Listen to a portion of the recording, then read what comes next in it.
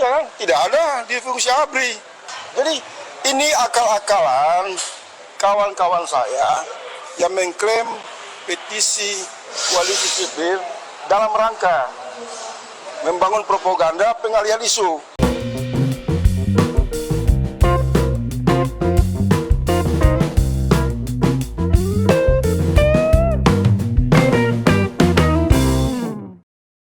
Assalamualaikum warahmatullahi wabarakatuh. Shalom, Om Swastiastu, Namo Buddhaya, salam kebajikan, salam sejahtera bagi kita semua. Rahayu, rahayu. Ya, kembali lagi dengan saya di sini Leonardo Sirait di channel kesayangan kita ini. Ya, teman-teman, kali ini kita akan membahas hal yang sangat menarik ya, menarik untuk kita simak bersama-sama. Nah, kena batunya kan gitu. Kalian pasti penasaran. Oke, tanpa berlama-lama langsung aja kita saksikan dulu video berikut ini.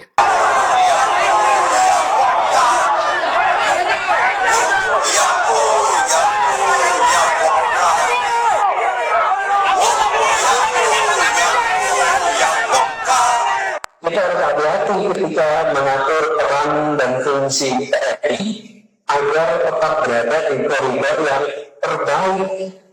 Jangan sampai profesi ini justru membebani institusi pertahanan dengan tugas-tugas baru yang justru bisa mengurangi fokus utamanya.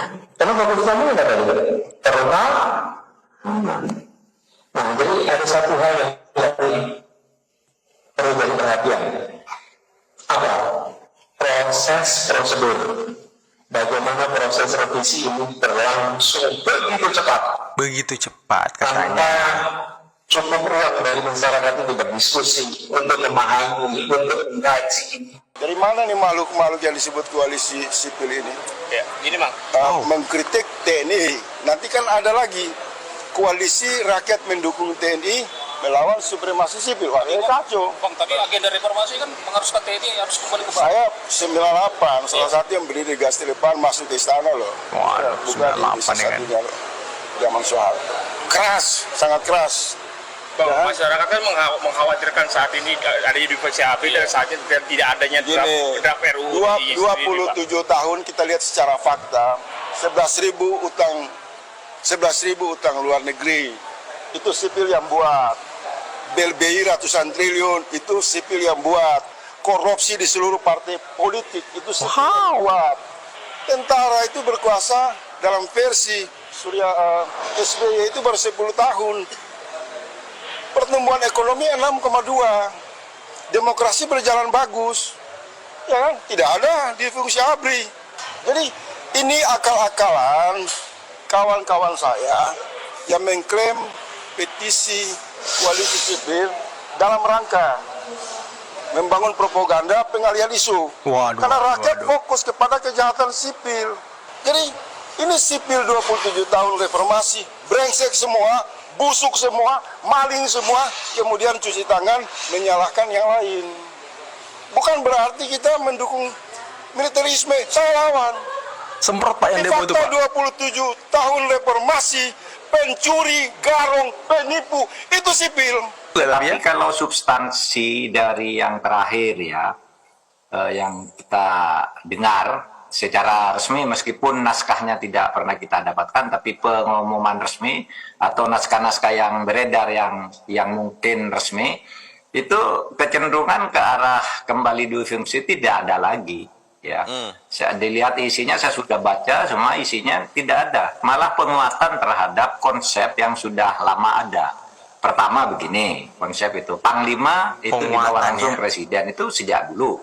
Iya. Begitu. Yang kedua, Menteri Pertahanan adalah pemegang kewenangan strategi dan penyediaan alutsista dan semacamnya gitu yang sifatnya administratif logistik gitu diatur oleh atau dikoordinir oleh Menteri Pertahanan itu lama. Kemudian sekarang penegasan bahwa TNI anggota TNI yang aktif di jabatan sipil itu harus mengundurkan diri. Mundur ya.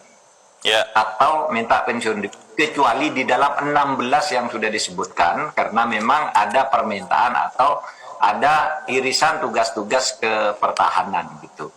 Nah dari situ menurut saya tidak ada yang kembali ke dui fungsi. Pasal 47 ya yang menambah dari 10 menjadi 15 atau 16 institusi yang bisa dimasuki sipil itu dianggap itu kembali ke dui fungsi. Tapi sebenarnya itu sudah ada jauh sebelum ini semuanya ya yang sekarang ditambahkan itu seperti BNN, Badan Pengelola Perbatasan, kemudian terorisme dan sebagainya, kejaksaan ini sudah ada semuanya, cuma ada di berbagai peraturan perundangan lain. Jadi sebenarnya tidak ada tambahan kalau institusi yang mempunyai pintu untuk dimasuki oleh TNI, malah dikurangi satu, KKP kelautan dan perikanan itu juga sekarang malah dicabut dari yang selama ini sudah ada dan pernah ada gitu. Jadi substansi memang tidak ada ke arah TNI menurut saya, tetapi memang pembuatannya ini tidak wajar. Karena tembok antara masyarakat sipil dengan pemerintah, jadi DPR. Bedah RUU TNI dari sudut pandang draft, benarkah ini akan menghidupkan kembali dui fungsi ABRI dan dianggap mengkhianati reformasi? Oke teman-teman, jadi diduga kata DPR ternyata ada yang keliru soal draft yang disebarkan di media sosial. Dalam revisi Undang-Undang TNI itu hanya ada 3 pasal, yaitu pasal 3, pasal 53, dan pasal 47. Jadi nggak ada pasal-pasal lain yang kemudian di draft yang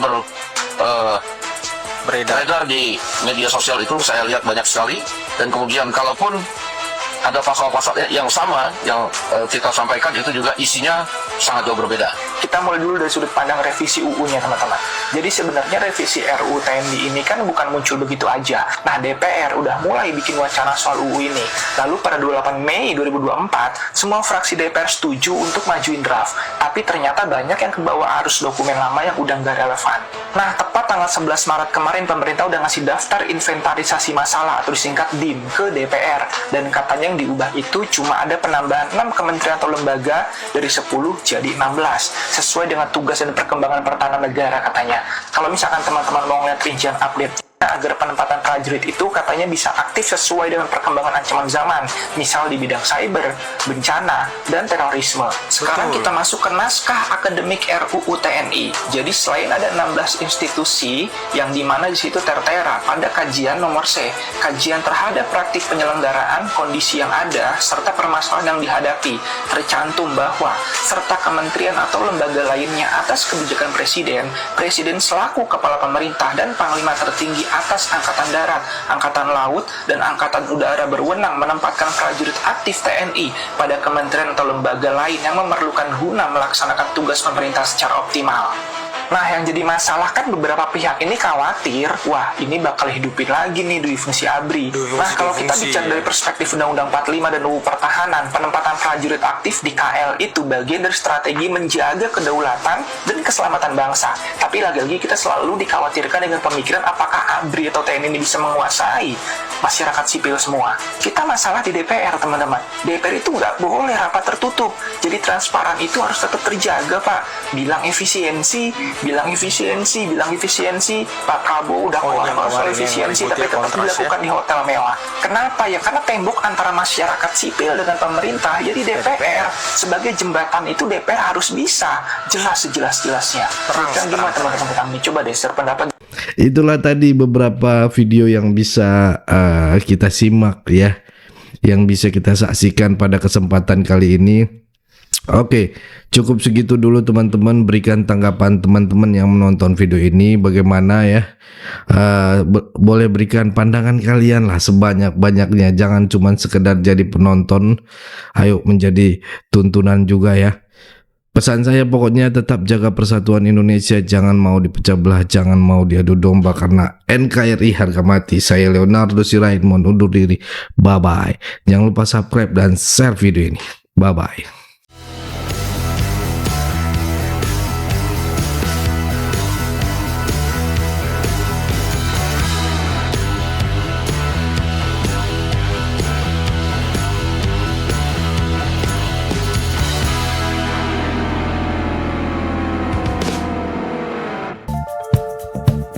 Kawan-kawan yang mau mendukung Sirait Media, boleh melalui rekening ini dan bisa melalui Kris Mobile Banking ini. Dengan cara scan barcode Kris ini di mobile banking, kawan-kawan.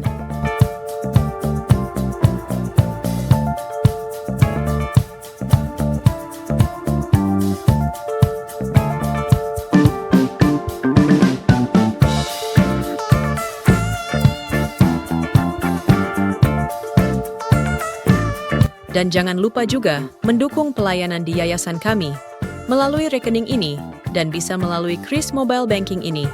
Dengan cara scan barcode Kris ini di mobile banking, kawan-kawan. Berapapun itu sangat berguna bagi pelayanan kami. Mari terus kita suarakan suara rakyat jelata dan terus berdampak bagi Indonesia. Terima kasih.